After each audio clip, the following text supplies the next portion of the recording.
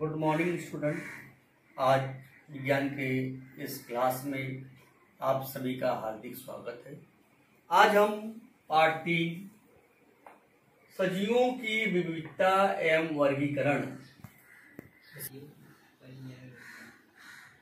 इस पाठ में हम सजीवों की विविधता एवं वर्गीकरण इसका अध्ययन करेंगे। हमारे चारों ओर अनेक स्थानों पर अनेक प्रकार के विभिन्न वनस्पतियां हैं। कुछ वनस्पतियां आकार में छोटी होती है, कुछ आकार में बड़ी होती है, कुछ लंबी होती है। कुछ वनस्पतियों में फूल आते हैं, कुछ में फूल नहीं आते हैं। कुछ वनस्पतियों में जड़ तना जैसे अंग नहीं होते हैं। तो सजीव सृष्टि में बहुत सारी वनस्पतियां पाई जाती है। इनका अध्ययन करना, इनको पहचानना हमें बहुत असंभव सा जान पड़ता है। इसलिए सजीवों की विविधता एवं उसका वर्गीकरण इस पाठ में इसका अध्ययन करेंगे। सबसे पहले हम स्वयंपोषी वनस्पति किसे कहते हैं। स्वयंपोषी वनस्पतियां अर्थात जो वनस्पतियां अपना भोजन स्वयं तैयार करती है, ऐसे वनस्पतियों को हम स्वयंपोषी वनस्पति कहते हैं। उसमें कौन कौन सी वनस्पतियां आती है। सभी वनस्पतियां जो हरी वनस्पतियां होती है वो स्वयंपोषी होती है। उदाहरण के लिए हमने गुड़हल को लिया, अनार को लिया, सदाबहार को लिया। हम आकृति के माध्यम से आगे देखेंगे। पहले थोड़ा हम जान लेंगे परपोषी वनस्पति किससे कहते हैं। नाम से ही हमें पता लगता, पर मतलब जो दूसरों पर निर्भर है। ऐसी वनस्पतियां जो अपने भोजन के लिए दूसरे वनस्पतियों पर निर्भर है, उन्हें हम परपोषी वनस्पतियां कहते हैं।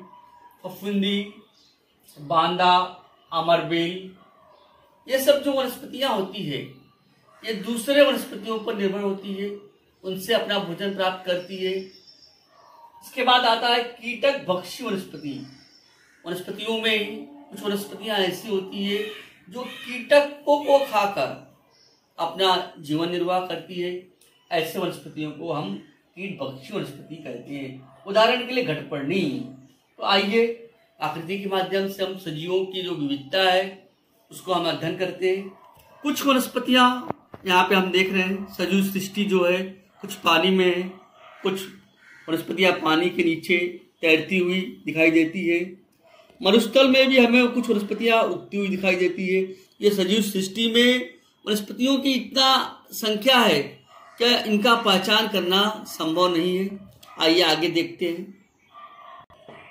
इन वनस्पतियों में पोषण की विधियां, पोषण मतलब कि वो किस प्रकार से अपना भोजन प्राप्त करते हैं। यहाँ पर देख रहे हैं ये हरी वनस्पति है, ये स्वयंपोषी वनस्पति हमने कहा है। ये घटपर्णी है। घटपर्णी क्या है, कीट भक्षी वनस्पति है। और बांदा, अमरबेल, यह परपोषी वनस्पतियां हैं। तो जो वनस्पतियां अपना भोजन स्वयं तैयार करती है इसे हम स्वयंपोषी कहते हैं, और जो दूसरों पर निर्भर रहती है ये इसे हम परपोषी वनस्पति कहते हैं। और इसे हम कीटक भक्षी, कीटकों को खाकर यह अपना भोजन प्राप्त करती है, अपना पोषण करती है। ऐसे वनस्पतियों को हम कीटक भक्षी कहते हैं। वनस्पतियों की रचना किस प्रकार से होती है इसके बारे में अध्ययन करेंगे। यहाँ पर हम एक वनस्पति पौधा हम देखते हैं। जो भाग जमीन के नीचे होता है उसे हम जड़ कहते हैं, और जो भाग ऊपर है उसे हमने क्या कहा है, तना। इसके अलावा वनस्पतियों के प्रमुख अंग कौन कौन से हैं। वनस्पतियों के प्रमुख अंग जड़ होता है, तना होता है, पत्ती, पत्तियों के बाद क्या आता है, फूल आता है, और फूल के बाद फल। हम विधिवत प्रत्येक अंगों का अध्ययन हम करेंगे। पहले हम जड़ के बारे में लेंगे। वनस्पतियों की जो जड़ें हैं मिट्टी को दृढ़ता से पकड़े रखती है। वनस्पतियों को आधार देना, जमीन के पानी तथा पोषक तत्वों को शोषित करना एवं उनका वहन करना ये जड़ों का मुख्य कार्य है। अब यहाँ पर देख रहे हो जड़ों के 2 प्रकार, एक मूसला जड़ है और एक तंतुमय जड़ है। गाजर और मूली में जो जड़ें हैं भोजन को संग्रह करने का काम करते। अब गाजर देखते, गाजर जमीन के अंदर होती है, मूली जमीन के अंदर होती है। ये जो जड़ें हैं, ये हम जो खाते हैं वो जड़ है, और जड़ें भोजन को संग्रह करने का काम करती है। बरगद की जड़ें आप देखते हैं जमीन में काफी दूर तक फैली होती है। गुड़हल की जड़ें, इसको कहते हैं मूसला जड़ें। और जो जड़ें तंतुमय जड़ें, प्याज की जड़ें, घास की जड़ें या तंतुमय जड़ें, तो जड़ों के दो प्रमुख प्रकार कौन कौन से हैं हमने अध्ययन किया, मूसला जड़ और तंतुमय जड़। अब अगला हम देखेंगे, जो ऊपर का भाग है उसको हमने कहा क्या कहा है, तना।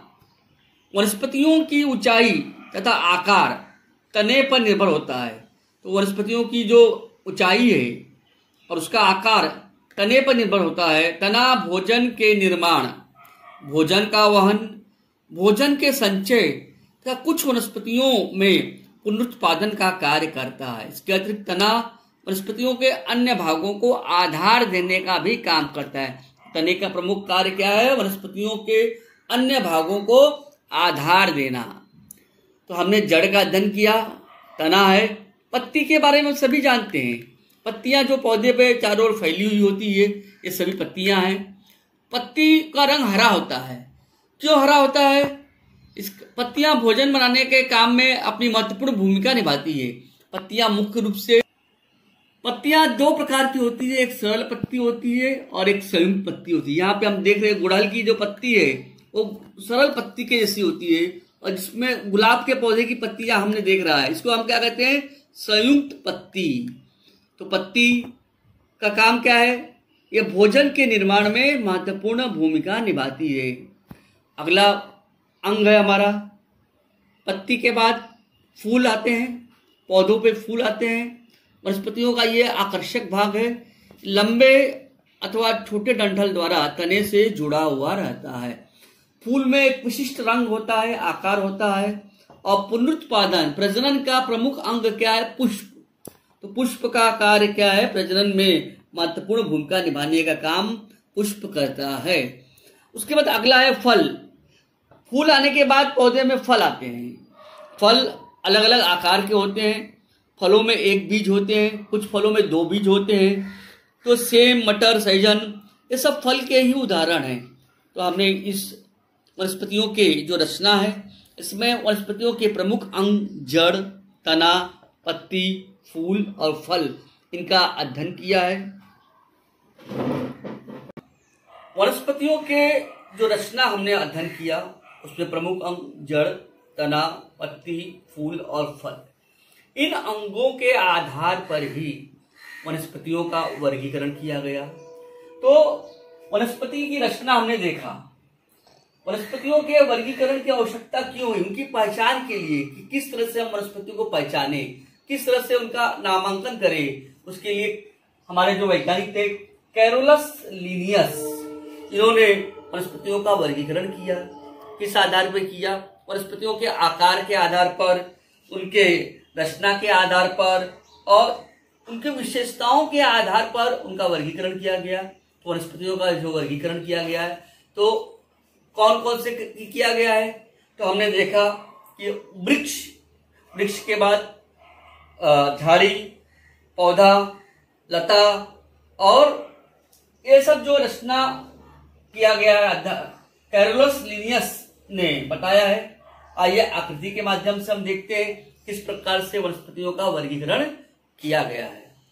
वनस्पतियों का वर्गीकरण उसके आकार और ऊंचाई में होने वाले अंतर के आधार पर किया गया है। इससे हम वनस्पतियों का वर्गीकरण आसानी से कर सकते हैं। सबसे पहला है वृक्ष। यहां पर हम देखते हैं जो बड़ा पौधा ये दिखाया गया है, वृक्ष है। वृक्ष है, कुछ वनस्पतियां अधिक ऊंचाई तक बढ़ती है, इसके तने ठोस तथा मजबूत होते हैं। इनमें जमीन से कुछ ऊंचाई पर डालियां निकलती है। इनमें कई वर्षों तक फूल और फल आते हैं। आपने देखा होगा, आम का पौधा देखा है, आम में कई वर्षों तक फूल और फल आते हैं। ऐसे वनस्पतियों को हम क्या कहते हैं, वृक्ष। वृक्ष ऊंचे आकार में बड़े और बहुवर्षीय होते हैं। तो वृक्ष की रचना इस प्रकार से होती है, कई वर्षों तक जीवित रहते हैं और इनमें कई वर्षों तक फूल और फल आते हैं। तो इसको हमने क्या कहा है, इनका वर्गीकरण वृक्ष के रूप में किया गया है। अगला देखिए,